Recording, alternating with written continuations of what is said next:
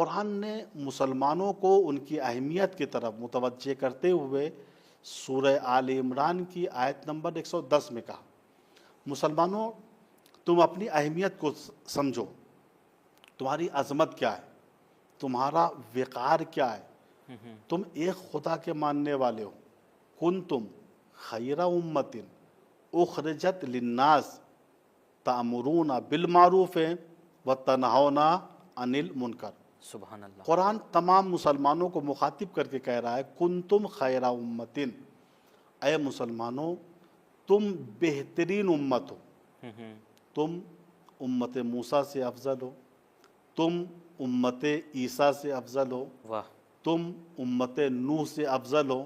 کیوں افضل ہو؟ کیا تمہارے لباس ان سے اچھے ہیں اس وجہ سے افضل ہو؟ کیا تمہارے مکان پچھلی امتوں سے افضل ہے اس لیے تم افضل ہو؟ کیا تمہارے رہنے کا ڈھنگ، دنیاوی ڈھنگ ان سے بہتر ہے اس لیے افضل ہو؟ کیا تمہارے چہرے کی سفیدی ان سے زیادہ ہے اس وجہ سے امت عیسیٰ و موسیٰ و نوح سے کیوں افضل ہو؟ افضلیت کی وجہ کیا ہے؟ قرآن نے کہا افضلیت کی وجہ یہ ہے کہ تأمرون بالمعروف، سبحان اللہ، تم امر بالمعروف کرتے ہو، وتنہون عن المنکر، تم نہی از منکر کرتے ہو۔ نتیجہ واضح ہے، یعنی مسلمانوں نے اگر امر بالمعروف اور نہی از منکر کی عبادت کو انجام دیا تو یہ بہترین امت ہے، اور اگر اس عبادت کو ترک کر دیا تو ان سے بدتر بھی کوئی امت نہیں ہے۔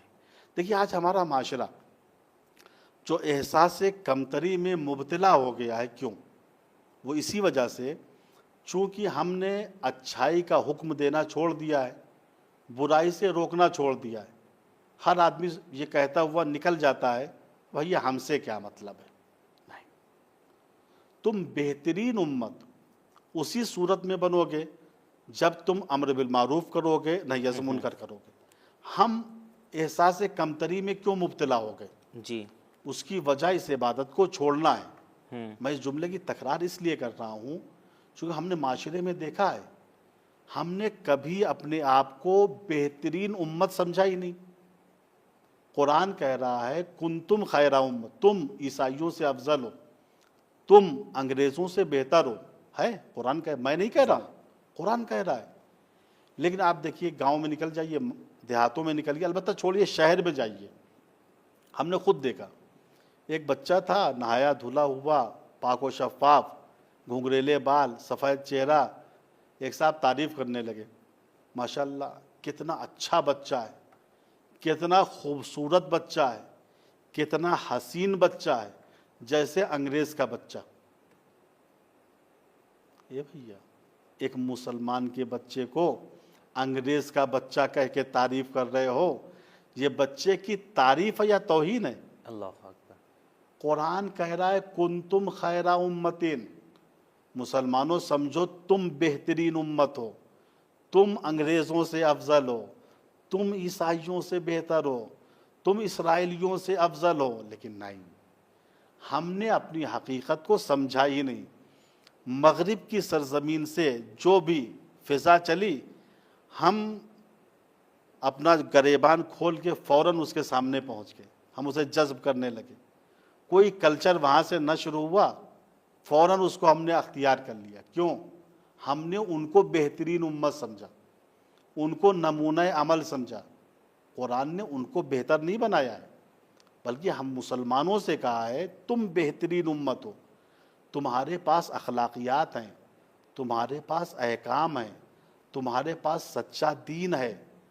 دیکھیے یہ احساس کمتری میں جو ہمارا معاشرہ مبتلا ہوا اور مغرب کی سرزمین سے جو فضا چلی اس کو ہم نے اختیار کیا، یہ اسی وجہ سے۔ بس ہم وقت کی تقریباً سرحد تک پہنچ رہے ہیں مولانا صاحب، اس لیے جی میں دو جملوں میں بات کو تمام کر دوں، وہ اسی لیے چونکہ ہم نے امر بالمعروف اور نہی از منکر کی عبادت کو چھوڑ دیا ہے، قرآن کے اس فرمان کو بھول گئے ہیں جس میں ہم سے کہا گیا مسلمانوں کنتم خیر امت، تم بہترین امت ہو، تم امت موسیٰ سے افضل ہو، تم امت عیسیٰ سے افضل ہو، تم امت نوح سے افضل ہو، لیکن شرط یہ ہے جب تم امر بالمعروف اور نہی از منکر کرو۔